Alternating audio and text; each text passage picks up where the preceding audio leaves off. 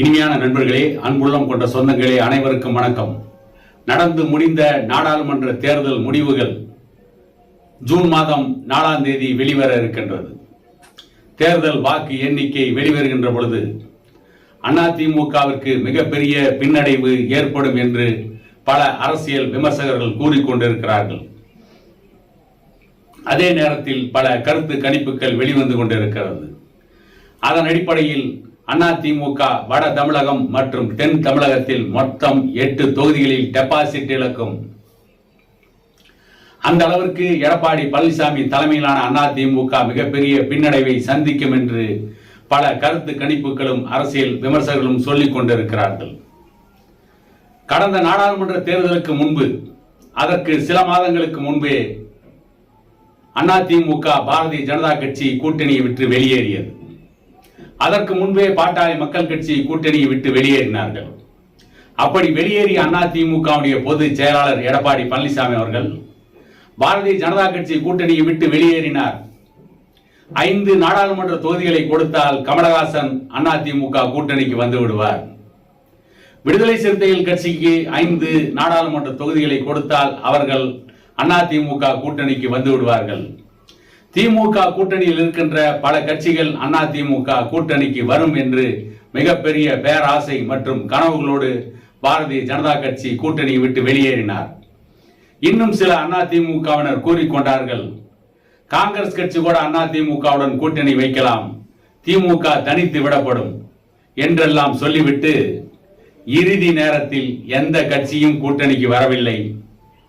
அதிமுக கூட்டணியில் இருந்த தமிமுன் அன்சாரி கூட அதிமுக கூட்டணியை விட்டு விலகி திமுக கூட்டணிக்கு சென்று விட்டார். கடைசி நேரத்தில் பாரதிய ஜனதா கட்சி அதிமுக கூட்டணி எப்படியும் வரும் என்று எதிர்பார்த்து காத்திருந்து பாரதிய ஜனதா கட்சிக்கு ஏமாற்றத்தை தந்தார் எடப்பாடி பழனிசாமி அவர்கள். அது ஒரு பக்கம் இருக்கட்டும். அதே நேரத்தில் எந்த கட்சியும் அதிமுக கூட்டணிக்கு வரவில்லை என்றவுடன் எடப்பாடி பழனிசாமி ஒரு திட்டம் தீட்டினார். சரி, பாட்டாளி மக்கள் கட்சியை கூட்டணிக்குள் கொண்டு வந்து விடுவோம் என்று சி.வி. சண்முகத்தை 2 முறை தூது அனுப்பினார். அதுவும் கடைசியில் எடப்பாடி பழனிசாமிக்கு கைகூடி வரவில்லை. காரணம், பாட்டாளி மக்கள் கட்சிக்கு கூட்டணிக்கு தூது அனுப்பிவிட்டு சவுக்கு சங்கர் போன்ற கேடுகட்ட அரசியல் விபச்சாரிகள், ஊடக விபச்சாரிகள், அவர்களை வைத்து பாட்டாளி மக்கள் கட்சிக்கு எதிராக எடப்பாடி பழனிசாமி பேச வைத்தார் என்றும் சொல்லப்படுகிறது. இப்படி எந்த கூட்டணியும் அமையாமல் போனதற்கு பிறகு தனித்து நிற்போம் என்று எடப்பாடி பழனிசாமி முடிவெடுத்தவுடைய விளைவு எடப்பாடி பழனிசாமியின் அதிமுகவிற்கு மிகப்பெரிய பின்னடைவு ஏற்பட்டிருக்கிறது என்று இதற்கு முன்பு எடப்பாடி பழனிசாமியை பலமுறை வாழ்த்தி பேசிய எடப்பாடி பழனிசாமி தன்னை ஒரு மிகப்பெரிய தலைவராக நிரூபித்து விட்டார், கிட்டத்தட்ட ஜெயலலிதாவை போல அவர் முடிவெடுப்பார் என்றெல்லாம் அவரை வாழ்த்தி பேசிய ஊடகவியலாளர் என்று சொல்லிக் கொள்கின்ற ஒரு மனிதர் இப்பொழுது அவரே சொல்கிறார், அதிமுக 8 தொகுதியில் டெபாசிட் இழக்கும், எடப்பாடி பழனிசாமிக்கு கூட்டணி அமையவில்லை, அனைவரையும் உதாசீனப்படுத்தினார், அவர் ஒன்றும் மக்கள் செல்வாக்கு பெற்ற தலைவர் இல்லை, ஜெயலலிதாவை போல எம்ஜிஆரை போல மக்களுடைய வாக்குகளை கவரக்கூடிய எந்த ஒரு செயல் திட்டமும் அவரிடம் இல்லை, அதே நேரத்தில் அவர்களைப் போல ஓட்டு வாங்கக்கூடிய ஒரு முகம் எடப்பாடி பழனிசாமிக்கு இல்லை, ஆகவே அவரால் இந்த தேர்தலில் மிகப்பெரிய